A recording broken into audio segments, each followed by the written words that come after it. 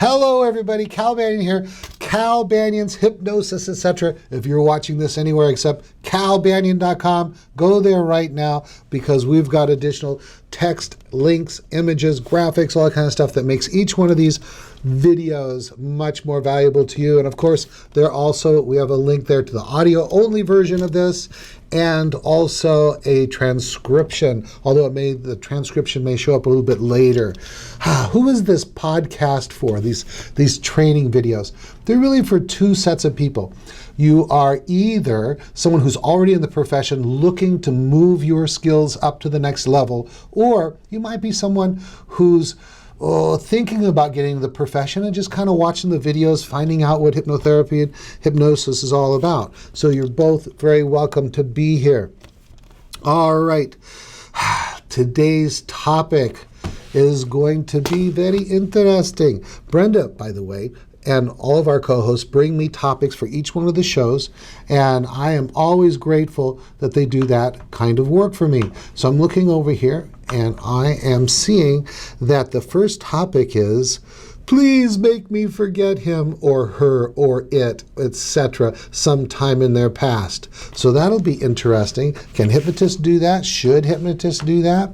All right, let me introduce you to my co-host, Brenda Titus. Let me tell you about Brenda. Brenda is bubbly, she is enthusiastic, she really, really cares about her clients, she cares about the profession, she cares about the hypnotists, she spends time helping other hypnotists in our profession develop, be it on our online groups or in person. One of my greatest things that I appreciate about her is she does a fantastic job at helping me when I teach our certification courses. She and also Maureen, they help supervise the practice sessions to make sure everything is being done right and coaching and that kind of thing. Now, before Brenda was in the world of hypnosis, she had a bachelor's degree in sociology, a master's degree in criminology, and she worked at a rape crisis center, and we're so glad to have brought her over to the hypnosis side. She is a true hypno 1%er. How you doing, Brenda? I'm doing great, Cal. Thank you so much for having me today. I'm always happy to be here to shed some light on great topics. So we have a couple of great topics to talk about today, but before we do that, I'd like to introduce you all to Cal Banyan. Cal Banyan is the hypnosis celebrity and authority. He's received almost every single award in the profession, and his books, Hypnosis and Hypnotherapy and The Secret Language of Feelings, have made him an authority on hypnosis that works. And obviously, Cal brought us 5-path hypnotherapy, 7th-path self-hypnosis, and I use those actually every day in my practice here at the Banyan Hypnosis Center, and I really do see people's lives be transformed through this work. So Cal has been on television, radio, promoting hypnosis as well, like I said, as The Secret Language of Feelings, and obviously we have almost 450 videos out there on the internet for everyone to see, learn, grow, and really give back to the profession, because in the end, Cal is one of those people who experts in the profession really go to for education, for guidance, and so I'm happy to be here today to talk about a couple of interesting topics. All right. Hey, I'm going to do something I don't do very often. Brenda and I sat down and came up with the topics for this podcast and the next 3. So give you some ideas of what's coming up. Brenda, by the way, thank you so much for the introduction. You are a true believer. I'm so proud of what you're doing with hypnosis at our center. Now, so this one is about please make me forget him, her, or whatever. Can hypnotists do that? Should hypnotists do that? The next video is going to be on so many feelings. Where do I start? And that's going to be about age regression when you do things like regression to cause, affect bridge, and time tunneling technique. Because typically, you can only regress on one feeling at a time. The one after that is going to be countering the message that we get from the media, from our familyness. Happiness comes from food, and how that can affect the work we do with weight loss clients. And then our last one we're going to do, now of course anything can change, but this is our plan, the challenge, now the 4th video in this series will be the challenge of the really small problem. Believe it or not, in many cases in the world of hypnotism, it's easier to work with big problems than it is small problems. Thank you for that lineup, Brenda. Absolutely. Thank you so much. I'm excited about those topics, different things that I've been seeing in my practice, and also some questions that have come to me from various people. So should I tell you a little bit about today's topic, Cal? I want to put one little quick announcement Yes. before I forget. Okay, you guys, big announcement. Thursday, this comes out on Tuesday, Thursday at 6 p.m. Pacific time, which is like 9 p.m. Eastern time, I have a age regression teleseminar. Now, this age regression teleseminar is really good. In fact, last year, and I'm going to add to it this year, it broke every National Guild of Hypnotists record for attendance from different countries, for the number of attending, and we want to break our record last year. So I want to invite you to be on that teleseminar. And you can get all the information on calbanyan.com, Banyan teleseminar. So calbanyan.com/Banyan teleseminar. And I'm going to sweeten the pot. In addition to just giving you a really informative age regression teleseminar, I'm also going to give you $120 in value of free bribes, bonuses. And so on the BanyanTeleseminar.com, I give you an idea of what kind of things you're going to get for free. You're going to get some things that we sell all the time for $29 and $29 each CDs. And you know what? I'm even going to add this time, I am going to create a very special audio program just for you. It's never been sold. It's never been available before, and it's going to be on avoiding the mistakes that age regression hypnotists make. And so if this one CD alone, if you do age regression, is worth its weight in platinum. But so we're going to make it available as a download to you, everyone who goes to this teleseminar. So it's this Thursday, 6 p.m. Pacific time. It's going to be hosted by Elsa Meldridge. He's the one that sets up the NGH convention, and I'm very proud to be a part of that. All right, let's go. All right, so today we are actually going to be touching on some topics that ultimately I think age regression really aids with. So I'm glad that we were able to set that up. So I have a question that comes to us from a 5-pather, Penny Chasen, and she said that she gets this question actually relatively frequently, where someone will call and they will say, something very bad happened to me and I want you to help me forget it. And Penny goes on to explain, that she uses a systematic approach to neutralize the emotions so that the impact isn't so significant to the client. But she says that when she's explaining this, that the clients, sounds like they don't end up booking. They want an easy fix. They want to forget. So we thought we would bring that to the table and ask you what you thought about that, Cal. All right, here's the deal. So sometimes they say, please make me forget about him, or please make me forget about her, or please make me forget about this incident, or my desire for this, or whatever. And I'll tell you something. This strategy of forgetting is really an infantile, and I mean that in a psychoanalytical kind of way, not in a put-down kind of way. But it's a strategy that children use. Children, when they get overwhelmed, they might just go to sleep. Children, when they get overwhelmed, they just forget about it. And they say, I don't know, right?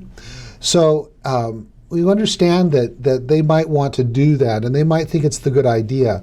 But here's the truth. The truth is that it's really unlikely you would be able to do that, to really block something that carries, this kind of energy with it. And as a matter of fact, in the mental health sciences, there is a school of thought that when we try to disassociate ourselves from emotionally painful events of the past, it can even lead to problems with mental health. So it's certainly not something we would want to do. So one, I don't think we can do it. If we did, it would be just temporary. Secondly, it would probably be mentally unhealthy to do so. And thirdly, there's just something much better to do. And the best thing to do is to transform that pain, that event into something that no longer hurts them. They remember it. They might even think about it from time to time, but now it's not emotionally charged. I forget where I heard these words once, but it's like you want to take that painful event and turn it into like words in a history book. It's just information now. And when we do that, then what we've done is we've taken this painful event and we've made the most out of it. We've turned it into wisdom. You see, because intelligence is defined as the ability to learn from experience. And if you can't even remember the experience, heck, you certainly can't learn from it. And when we learn from our experiences, we develop wisdom. And we be able to manage our life better today and in tomorrow's. So I would just try to educate them in that way that first, it's unlikely that suggestions like that would last very long if they were accepted at all. Secondly, it's probably not a mentally healthy thing to do. Thirdly, there's something much better to do, and that is for you to be able to remember that stuff but not have it bother you anymore. In fact, between you and me, I want to tell you, we're going to do something even better than that. With proper training, you'll take those painful events from the past and turn them into something. You see, when they become wiser because of it, when they become better off because of it, then what we have here is something to be grateful for. And we can transform that fear, anger, guilt, sadness, whatever it is, fear from the past, into something that is wisdom and gratitude. And when you do that for somebody, you've really, really done something that maybe 1% of our profession can do. And that's what we want to strive for, to be the top 1%, best of the best. Anything you want to add to that, Brenda? That was so beautifully put, Cal. I had written that concept of the silver lining and how you explain that with the wisdom behind it. I just so appreciate that, because so many times then, I try to explain to people, especially when they specifically are coming to me saying, well, I had a specific event, really then, helping them understand, what, you've been through that, you've experienced it, and so you've already been through the difficult part. But I love then you sharing that part about having the wisdom in it. We can't take it away, we can't make it unhappen. So let's have the wisdom in it, find the silver lining, how it can now help you in your future, and then be able to, as you said, just see it as words in their history book, and have it not even have any impact except being able to have the wisdom for the future. So thank you so much, Cal, for helping us talk about that question today. Right. See, if you got hurt by doing something with someone and then you forget about it, it increases the probability that you would do that thing again. And you see, the difference between intelligence and dumb has to do with the ability to learn. And when we take away these learning events from your life, what does that do? It kind of makes you look dumb. And you can imagine if your spouse or your mother or your sister or best friend starts talking about an event from your past that was significant, and all of a sudden you look like this lobotomized zombie going, I don't remember that. That people are going to start questioning your mental health, and you probably would too. So no, we don't make them forget. We don't make life go away. We make life better, right? Exactly. And, I so appreciate how you just shared that. I do actually have a family member who actually lost a substantial amount of their memory. And I just realized how much that means now that I think about it from the way that you explained it, for them to be able to learn from that past, just like you said. So thank you so much, Cal, for bringing some light to this topic. And thank you, Penny, for that question. And anything else, Cal, before we wrap it up for today? Gosh, I just want to I want to interject something. And that is, I was writing something on Facebook yesterday, and I'm not going to bring it up. Maybe I can bring it up real quick. And Henry Ford, one of the greatest industrialists and thinkers of the last century, he said, if you think you can do a thing or think you can't do a thing, you're right.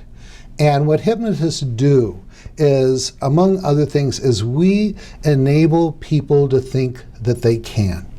And I'm so happy about this if we start thinking in terms of that, you know, we're just working with everyday people, and everyday people have enough stuff happen to them in their lives that don't upset them to the degree of mental illness, that we have plenty to do.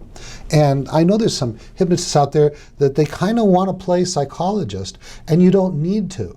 I mean, you can have a thriving practice where you help gobs and gobs and gobs of people, working with just everyday people with everyday problems, be it from bad habits, be it with anxiety, and I mean that in like nervousness, you know, not like an anxiety disorder, but, you know, fear of public speaking, fear of this, fear of that, not feeling confident in themselves. And we work with people like that. We really do make a difference. And it makes, when we make a difference in people's lives, that makes a difference in our lives. And we have the opportunity to be in one of the most satisfying and fulfilling professions that you could ever be in. All right, go ahead and wrap it up, Brenda. All right, well, thank you all for joining us today. You can find me at ochypnotherapy.com or Brenda at ochypnotherapy.com. I'm, of course, available over at our Hypnospace. I am on the Hypnotist Lounge group over there, as well as the Board Certification Accountability Group. If you are planning to sit for your board certification exam this year at the NGH convention, please come over and talk to me. Share me what you're thinking and how you're feeling about it. I would love to have some people over there as we are getting into our final couple of months and weeks to prepare. So have a great week, and we will see you all next time. All right, Brenda. You folks out there, another quick little thing. I want you to think about these next few months, this summer, all the way through August, as the season of personal and professional investment. There's so much stuff going on. Yes, I talked about that this Thursday. I've got the teleseminar free to you, plus $120 value in bonuses from me to you just for showing up and learning some insider stuff about age regression. Then, you folks out there who are already certified in hypnosis, or you're thinking about being certified in hypnosis, there is no better place in the world to start your career than with the NGH-approved Banyan Hypnosis and Hypnotherapy Certification Super Course. It has all the core material of the National Guild of Hypnotists requirements, and it has 5-path, which includes age regression, forgiveness work, parts work, all of that kind of thing, plus 7-path self-hypnosis. Comes up in July 6th through the 16th with the weekend off, and October 5th through the 16th with the weekend off. And then I want to see you folks along with Brenda and Celeste and Erica at the National Guild of Hypnotists Convention, August 7th through the 9th. Plus, stick around for 2 days. I have a 2-day age regression certification course. In those 2 days, we're going to take you to the point to where you can get somnambulism, the required level of hypnosis for doing age regression, and then truly have an understanding of age regression that few hypnotists have. And you'll be on your way to being in that 1% status. So that's it. Thank you so much. Thank you to my crew. Thank you, Marianne, who records and sets up these videos. Thank you to Abby. She helps with our customer service and creating our materials and that kind of stuff. And thank you, Brenda. And thank you, Maureen. And thank you all. Cal Banyan, signing off.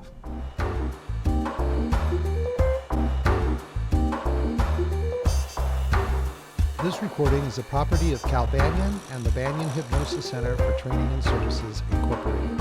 All rights reserved, for private use only, may not be duplicated without permission. For contact information, go to www.hypnosiscenter.com.